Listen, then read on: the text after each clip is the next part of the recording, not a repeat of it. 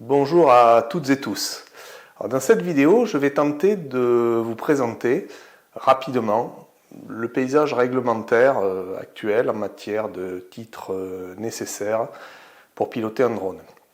Alors, par titre, j'entends le CATT, le CATS européen, ainsi que les attestations pratiques pour les activités spécifiques. Je n'aborderai pas ici les activités open.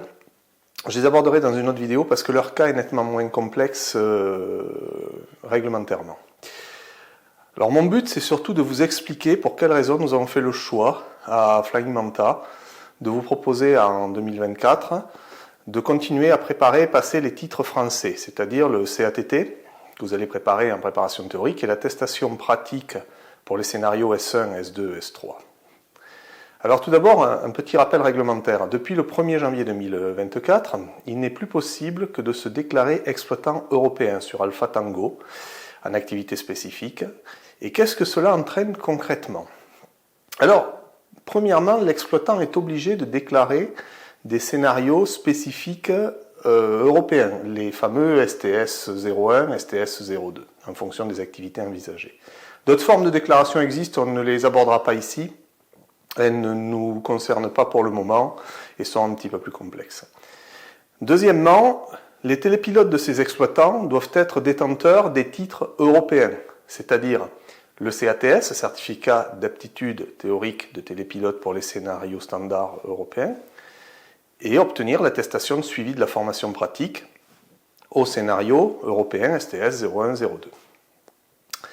L'actuel CATT et l'actuelle attestation de suivi de la formation pratique en scénario français, S1, S2, S3, ne sont plus reconnus au sein d'une exploitation européenne.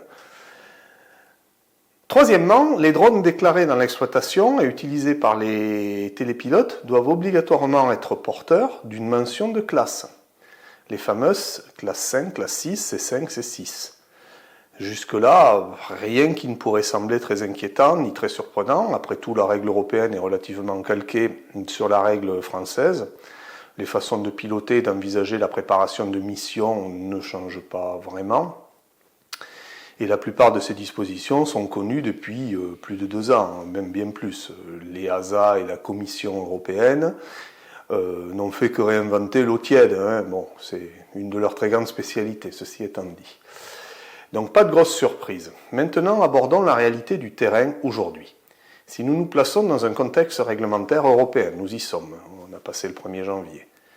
Alors tout d'abord et à ce jour, il est impossible de passer l'examen CATS européen en France et dans la plupart des pays de l'Union, nous ne sommes pas les seuls. La DGAC nous annonce l'ouverture des examens au mieux en juin prochain, juin 2024. Mon expérience avec eux m'amène à prendre cette annonce avec beaucoup de méfiance. Je doute qu'on puisse ouvrir en juin, mais bon. Pour être totalement transparent, il est possible de passer le CATS en Hollande, vous en entendrez parler, je ne vais pas vous mentir. Alors pour le moment, on ne peut le passer qu'en anglais, et ce qui est plus surprenant, c'est moyennant une très belle somme, c'est-à-dire 500 €. En France, les frais d'inscription à l'examen seront d'environ 30 €. Ensuite, il n'existe que très peu de machines C5 ou C6 sur le marché. Et même pour ainsi dire, quasiment aucune si nous considérons les tarifs et la disponibilité de ces machines. Le résultat, c'est donc qu'il est pratiquement impossible de télépiloter un scénario STS européen à ce jour par manque de machines. Enfin, qu'allons-nous faire de nos actuels drones? Je veux dire ceux qui ne portent pas de mention de classe C5 ou C6. Si on se place dans un contexte européen, ça représente quand même la totalité du parc professionnel actuel. Et juste pour une petite information, sachez qu'en Belgique, par exemple, le problème est tel, l'absence de machines C5 ou C6, que le gouvernement, les autorités viennent d'autoriser les drones sans mention de classe à être enregistrés et utilisés au sein de l'exploitation européenne, sans être C5, C6. Alors ils ont vraiment sorti une grosse épine du pied des exploitants et des télépilotes belges. Alors est-ce que la France envisage une pareille faveur? Aux dernières nouvelles, il n'en serait pas question. Après, je ne peux pas savoir ce qui va se passer dans l'avenir.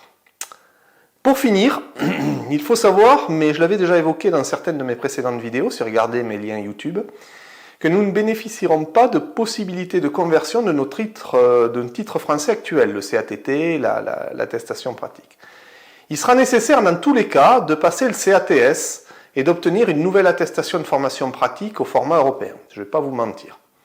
Alors une fois ces titres obtenus, ils seront valables au sein de l'Europe désormais 5 ans. Et ils devront tous les 5 ans être repassés. Ça sera plus un recyclage que repasser vraiment les titres. À présent, voyons ce que je peux vous conseiller pour vous permettre d'aller au plus simple et surtout d'exercer rapidement et sans souci, vous permettre de voler très rapidement. Alors en préambule, j'évoquerai le cas des télépilotes déjà titrés, déjà enregistrés dans un MANEX, au sein d'une exploitation française et avant le 31-12-24, enfin au plus tard le 31-12-23, excusez-moi, pas 24. Ils bénéficient du privilège des 2 ans de transition jusqu'à fin 2025. Alors il est urgent d'attendre, je vous recommande d'attendre un peu, même si d'ici là, il vous faudra de toute façon passer le CATS, de toute façon obtenir une nouvelle attestation pratique européenne. Pour les télépilotes non titrés au 1er janvier 24, aujourd'hui, le problème est un peu différent. Si vous devez utiliser un drone assez rapidement, c'est-à-dire globalement avant la fin de l'année 2024, on va dire, ou si vous devez utiliser un drone tout simplement non porteur d'une classe 5 ou 6, c'est-à-dire la quasi-totalité des machines actuelles, dans ces cas-là, vous avez un intérêt particulièrement évident à vous qualifier, pardonnez-moi, en réglementation française, c'est-à-dire à passer le CATT, certificat d'aptitude théorique de télépilote, et à suivre une formation pratique en scénario français, S1, S2, S3, les 3 ou un des 3 ou 2 des 3, peu importe, pour obtenir une attestation pratique. Alors certes, je ne vais pas vous mentir, dans 2 ans, de toute façon, comme les télépilotes déjà titrés aujourd'hui, vous devrez passer le CATS, mais l'avantage de passer le CATT et les titres français ne doit pas être perdu de vue. Ça vous donne la possibilité de voler immédiatement avec les drones actuels et dans les scénarios français dès aujourd'hui. Et il ne faut pas oublier que pour bénéficier de cette possibilité, il vous faudra quand même être inscrit au MANEX d'une exploitation française, c'est-à-dire une exploitation qui a été déclarée l'année dernière, au plus tard le 31-12-2023.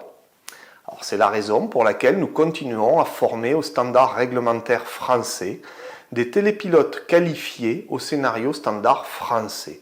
Vous bénéficiez ainsi d'une période de 2 ans de transition jusqu'à fin 2025, pendant laquelle non seulement vous échappez en quelque sorte aux règles européennes, mais ça vous permet de voler avec des drones sans mention de classe, ça vous permet de voler en n'ayant pas le CATS, et de toute façon, ces normes vous bloqueraient au sol. Aujourd'hui, on l'a vu, les drones avec mention de classe C5, C6 n'existent quasiment pas.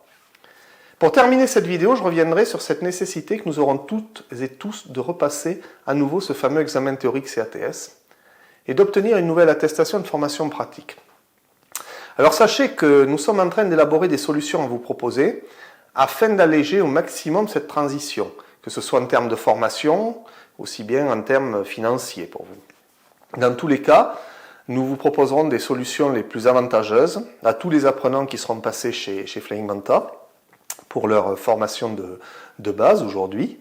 On proposera des solutions qui leur permettront de passer ce CATS le plus facilement possible et avec le moins de coûts engendrés et d'obtenir l'attestation de formation pratique européenne. Si des nouveautés réglementaires d'ici là venaient à se présenter, nous vous en ferions une synthèse de toute façon le plus rapidement possible, nous actualiserions nos conseils, vous nous verrez paraître sur YouTube, sur LinkedIn, sur Facebook. Si cette vidéo a pu vous apporter une aide quelconque, n'hésitez pas à cliquer sur le petit pouce si vous êtes sur YouTube actuellement. Cela m'encourage vraiment à créer d'autres contenus, c'est très sympa de manifester votre intérêt pour ma vidéo. Je vous remercie de votre attention et je vous dis à bientôt dans une prochaine vidéo qui traitera très probablement de l'Open. Merci, au revoir.